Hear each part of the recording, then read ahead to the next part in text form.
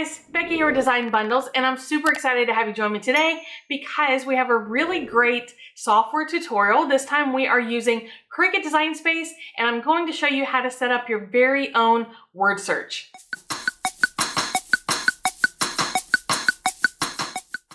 Alright guys, so here we are in Cricut Design Space. I'm super excited to show you just how easy it is to set up these files because it is really super easy, and along the way you're going to get super duper familiar with using your alignment tool. Now the first thing that we want to do, we're going to go ahead and set up our text. Now I would say this is probably the more difficult part, and I know it sounds weird, but we have to work with some random letters. Okay, now I know that there are word search generators out there, so if this isn't your strong suit, then maybe exploring one of those websites will be good for you, but it really is super easy. It's just for some reason the randomness of the letters can really throw people off. But let's just go ahead and give it a try. We're going to go for 10 letters across and 10 letters down. Okay, now the font that I'm working with is called Singo, S-I-N-G-O. And it's a free font from fontbundles.net, so that is definitely something to take a look at. The reason I picked it out is because you can see it's a nice, thick, regular style font. And a lot of times it's tempting to use fonts that are already installed in your computer. Like this one reminds me of a lot of a font called Impact, which is also very nice to work with. But you have to remember, especially if you are setting up designs that you're going to make things to sell or sell the digital format or anything like that, you have to make sure you have that commercial license. So I'm just throwing that out there. Now all I have here is a collection of random letters. And one thing that I need to go back through, and I'm going to increase the letter spacing because obviously I don't want them butted up right against each other. And then another thing I'm going to do is I'm going to unlock the aspect ratio, and I'm going to scrunch this up a little. I don't want the letters to look weird, but these letters are really long, so then you end up with a really long crossword, which is fine, but I'm actually going for more of a square look. Okay, so let's see if we can just make this a 10 by 10. All right, so let's lock that back into place. Now with that taken care of, you can see that all of my letters do not line up. All right, and that is perfectly fine because that is part of what we're going to focus on. And we're also going to take a minute to insert the words from our word search. So let's go ahead and let's make a duplicate real quick. And this is just so that we can type out the words that we want to use. Okay, so when choosing words and setting up your word search, you have to remember that your word search cannot contain letters that are longer than 10 if you've only made rows and columns that are 10 characters wide, okay? So just something to keep in mind. And then of course I can reduce the space. I can even change this font altogether if I wanted to. But for now, these are the words that we're going to be looking for. So let's insert them into our crossword. So what you want to do is just select where you want them to go. So for example, if I want cardstock to go down diagonally, I need to do that here. Okay, so I inserted the letters here in my text box, and you can follow it. C-A-R-D-S-T. Oh, that's supposed to be an O. So let's correct that. O-C-K. I just put the O in the wrong spot. All right. And I know that these are a little difficult to see right now, but number one is kind of fun, right? But number two, we're going to highlight them in a very specific way that's really going to top off our word search look. Okay, so I promise this is going to make sense. Probably not right now, but it's going to make sense very, very soon. Okay, so I'm going to continue to just go through and add all of these letters into my word search right here. So all I'm doing again is just replacing the letters in my text box to incorporate my my words over here, okay? And I just thought of one that we left out.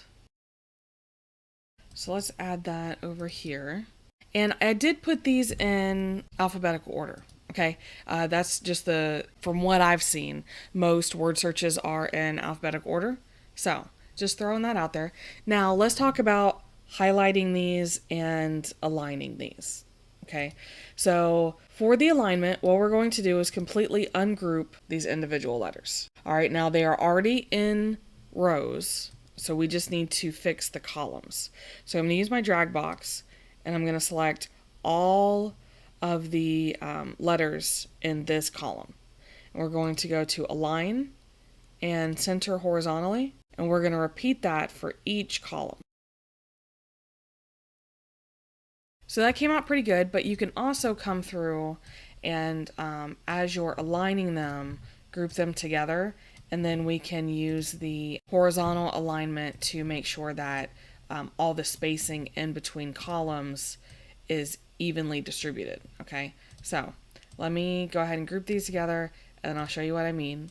If we see any adjustments with these columns, it's going to be very minor, but it's always better safe than sorry. Okay, so all of those are grouped, so we'll select all of our columns, align, and it'll be the distribute horizontally.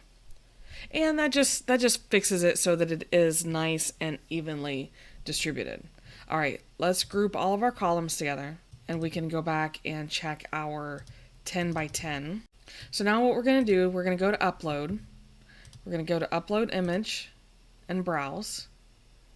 And I have here some SVG paint swashes. Okay, now before we get too far into the SVG,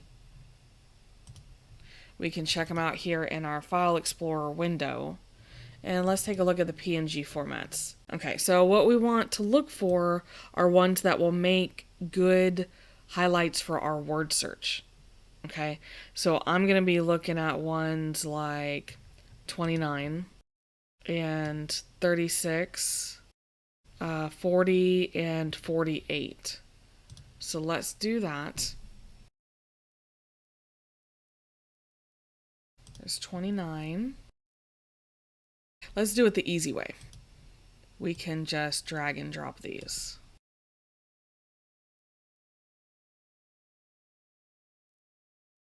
So then I can select each one of these and insert images, and that's going to insert them into our canvas area. And let's go ahead and fill them with a different color. What about this lilac color? And we are going to send to back. So now what we're going to do is these words will be highlighted with our new swash, our paint swash. So you can even unlock the aspect ratio.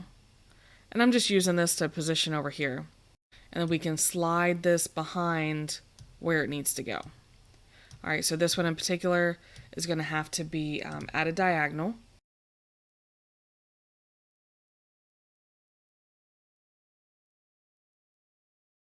For now, let's go to Arrange and let's send to back for our word search design, because it's a little difficult to be able to manipulate the paint swashes without them being on top. And then we will, as a final step, bring in and send the letters to front. Okay, there we go. So now you can see that underneath we highlighted cardstock, cardstock. All right, so we're just going to go through, and we can duplicate these, all right? But we're just going to go through and we're going to highlight our letters. Now, that was definitely one of the most difficult, was cardstock. That's why I went ahead and knocked it out of the way first. But you just want to highlight each of your crafty words, and then you can send to back as you complete them. Now in each one of these, I'm unlocking the aspect ratio. That way I can stretch it out to cover the entire word.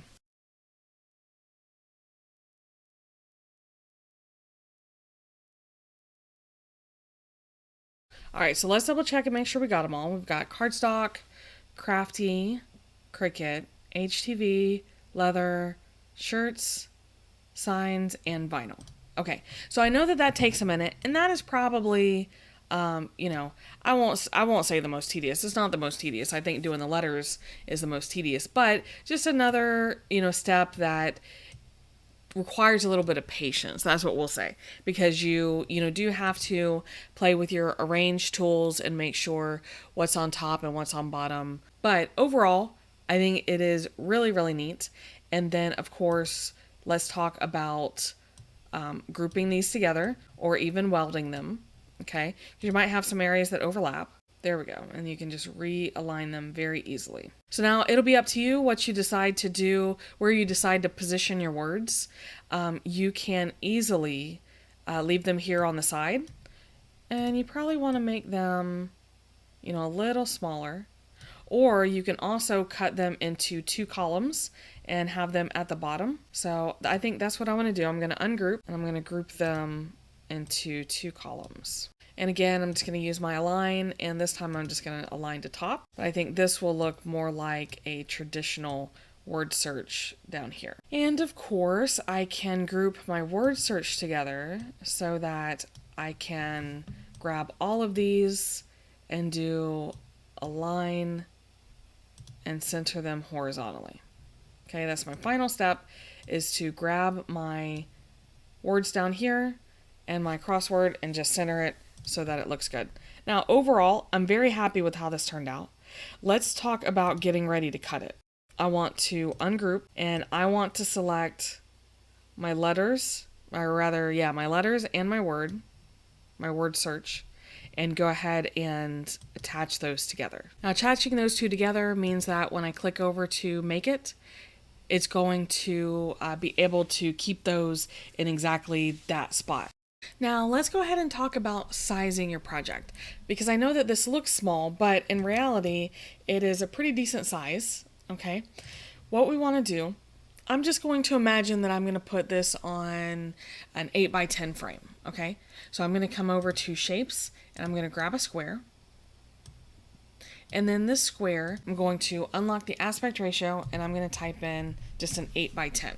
And let's go ahead and fill it in. We'll just do white. Now what I'm going to do is grab my entire design, bring it over. Here, let's move it to front. And I'm going to put it on top of my 8x10 frame and size it down. So let's just zoom in.